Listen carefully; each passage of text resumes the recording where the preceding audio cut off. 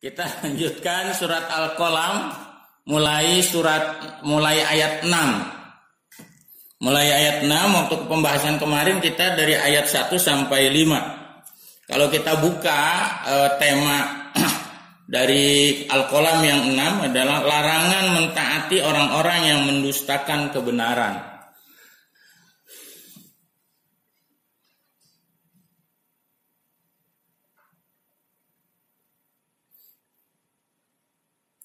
Fala tuti'il mukadzibin. Rasulullah SAW disuruh oleh Allah untuk jangan pernah mentaati orang-orang yang mendustakan.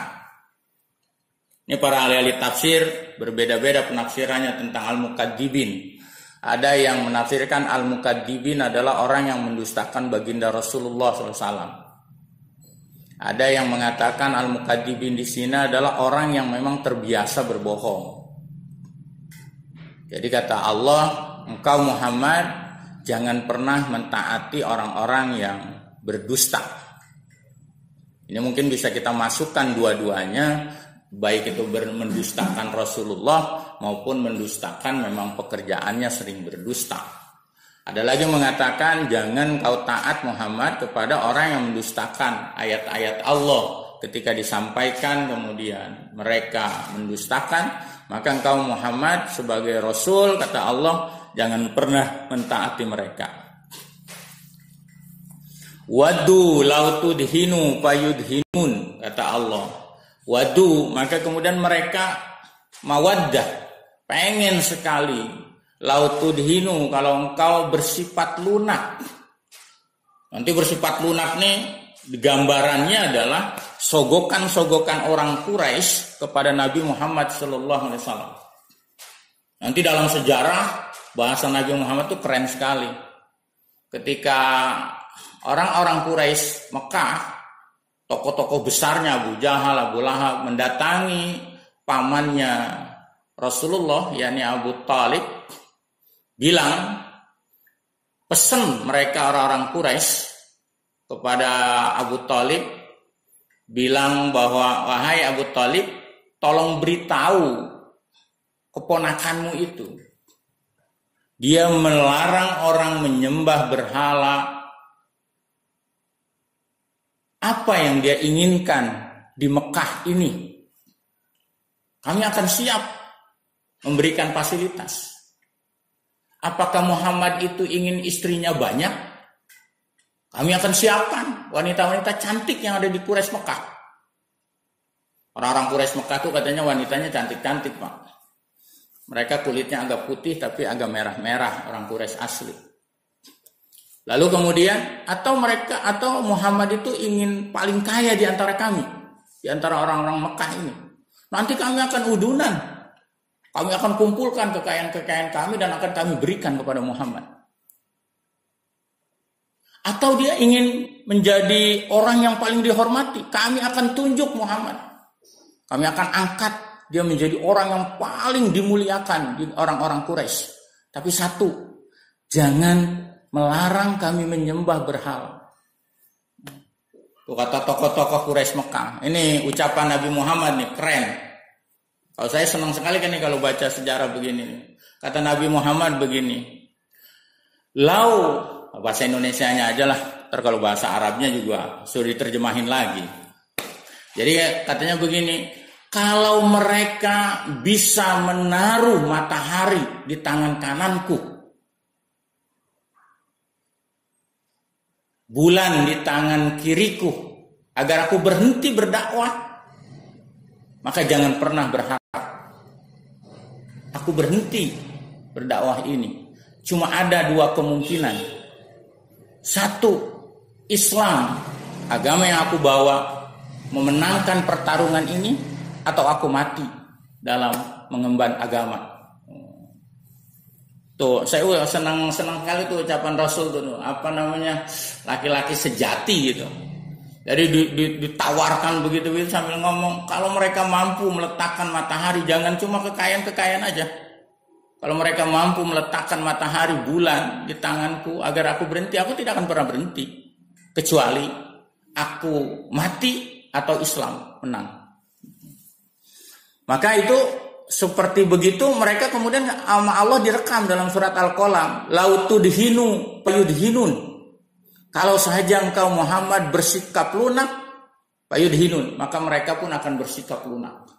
Maka kemudian oleh Abu Thalib disampaikan pada Nabi Muhammad, dan kemudian setelah mendengar jawaban itu disampaikan lagi kepada tokoh-tokoh Quraisy Mekah pada saat itu.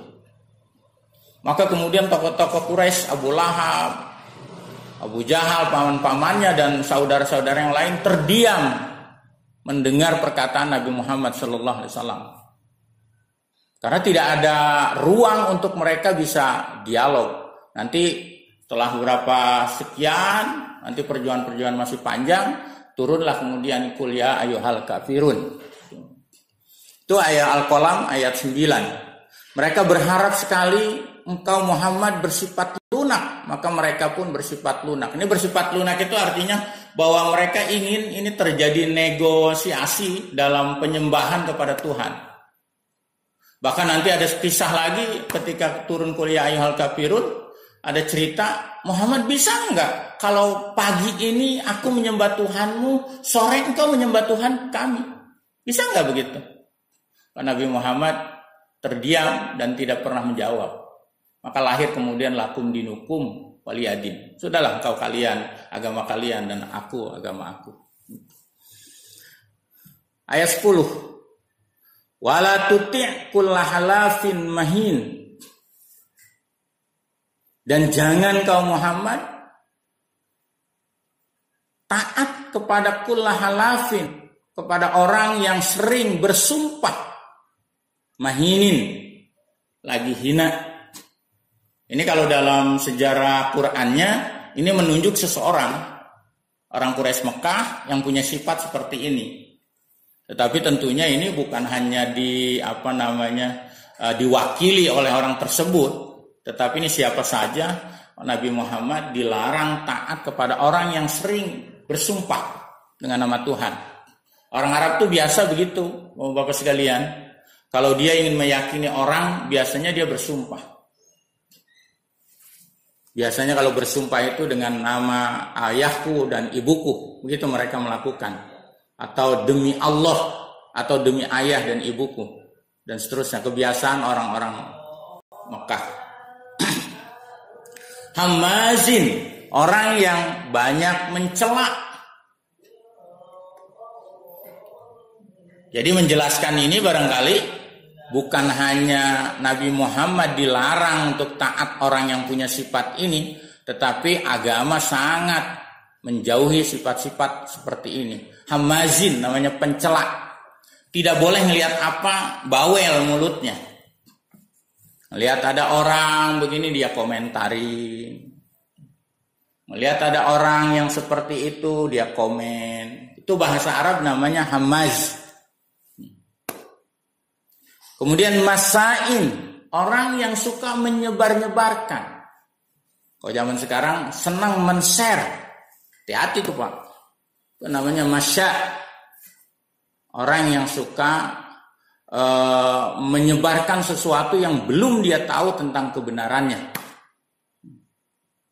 Ini akhlak yang tercela dalam agama. Lalu kemudian Nabi Muhammad dilarang untuk taat binamimin, orang yang suka ngadu domba. Bukan orang Garut, bukan. Di Garut ada tuh, adu domba. Tapi ini adalah adu domba sifat, suka mengadu-ngadu orang.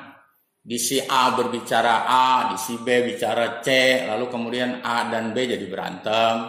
Itu namanya namim. Ada lagunya Bang Haji Roma Irama. Jadi Nabi Muhammad itu dilarang taat kepada orang yang hamaz, pencela, orang yang masya, senang menyebarkan keburukan, dan Nabi Muhammad dilarang untuk taat kepada orang yang namim, orang yang mengadu domba. Manain lil khairi, dan Nabi Muhammad dilarang taat kepada orang yang manain lil khair, orang yang mencegah lil khairi bagi kebaikan. Dalam tafsir bukan mencegah tapi enggan. Kalau ada mendengar kebaikan tuh nggak buru-buru gitu. Males. Mana'in lil khair. Kalau dalam tafsir, tapi kalau aslinya maknanya mana adalah mana'a, menghalangi lil khair. Mu'tadin, orang yang melampaui batas. Athimin, orang yang selalu berbuat dosa. Jadi ini ayat yang seperti kita maklumi, ini adalah ayat-ayat akhlak yang seyogianya harus dijauhi bagi seorang muslim. Ayat ke-13, utulin. Itu dari kata atala. Atala itu kalau pakai to bagus, kalau pakai ta itu artinya orang kalau ngomongnya kasar, pedes, banyakan makan cabai. Tidak lemah lembut, kasar. Ba'da dzalika, selain yang telah disebutkan sifat-sifat tadi, Nabi Muhammad juga dilarang untuk taat kepada zanim, orang yang masyhur kejahatannya di Quraisy Mekah pada saat itu, zanim. Lalu kemudian ayat 14, kenapa mereka punya sifat yang tadi? Kata Allah, ankana zamalin wa banin. Salah satu sebabnya adalah karena mereka atau dia mempunyai harta banyak, wa banin, dan anak. Saya tarik lagi Bapak-Bapak sekalian, dalam sejarah sosial orang Arab, orang dianggap karim, dianggap mulia itu kalau anaknya banyak dan hartanya banyak, istrinya banyak. Maka orang Arab tersebut disebutnya karim. Nanti sama Allah di ultimatum, inna akramakum indallah atqakum. Dalam term istilah Islam, orang mulia itu bukan orang yang banyak harta, banyak anak, banyak istri, tetapi inna akramakum indallah atqakum. Orang yang paling mulia di antara kalian adalah orang yang paling takwa. Barometernya jelas Pak, takwa itu sebetulnya.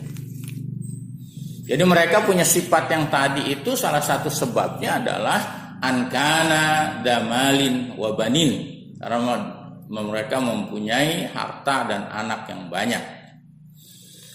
Lalu kemudian Allah memberikan informasi, juga memberikan gambaran bagaimana kondisi awal Rasulullah SAW berdakwah. Idza tutsla, jika dibacakan alaihi kepadanya, pada Nabi Muhammad, ayatuna, ayat-ayat kami, qala, berkata asatirul awwalin. Ini juga telah kita bahas. Nabi Muhammad itu ada beberapa sifat yang orang Quraisy menisbatkan kepada Nabi Muhammad awal-awal mendapatkan wahyu. Salah satunya adalah majnun, lalu kemudian asatirul awalin. Asatirul awalin itu adalah, terjemahannya adalah dongeng-dongeng orang dahulu. Apa itu dongeng-dongeng orang dahulu? Tentang kiamat. Rasulullah SAW mengatakan nanti ada hari kiamat sudah dekat dan seterusnya. Itu kata mereka itu asatirul awalin, cerita orang-orang dulu ngomong begitu mulu. Sampai sekarang orang ngomong kiamat mulu, belum sampai kiamat-kiamatnya. Bagi orang-orang yang kurang beriman, mengatakan bahwa itu adalah asatirul awalin. Sanasimuhu alal khurtum, maka orang-orang yang tidak beriman kepada Allah, yang mengatakan Nabi Muhammad itu ceritanya satirul awalin, kata Allah, sanasimuhu alal khurtum, akan kami berikan cap alal khurtum, di atas khurtum. Khurtum itu kalau di manusia nggak ada sebenarnya Pak. Khurtum itu kalau hewan itu kayak nyamuk. Nyamuk tuh kalau menghisap darah itu melalui khurtum. Apa tuh gituan? Itu namanya hurtum. Manusia mah kan nggak punya. Kalau gajah besar, yaitu belalai. Kalau nyamuk kecil, dia nusuk. Itu namanya hurtum. Jadi nanti orang-orang yang mendustakan Rasulullah generasi awal, maka diberikan tanda oleh Allah di belalainya. Di belalainya.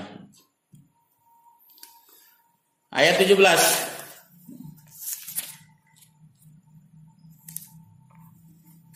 Ayat 17 kita akan berpindah lagi dengan tema Allah telah menimpakan cobaan kepada orang-orang kafir sebagai yang ditimpakan kepada pemilik-pemilik kebun. Ini sudah naik lagi nih Pak. Artinya ini ayat tidak bersamaan turunnya. Ini sudah agak hampir kalau dalam beberapa pendapat para ulama tafsir kira-kira sekitar 3,5 tahun ayat yang Al-Qalam 17 turun. Jadi kita sampai ayat 16 dulu Bapak-Bapak sekalian untuk merekam bagaimana kondisi-kondisi yang terjadi pada awal-awal generasi atau ayat-ayat awal. Itu barangkali jadi dalam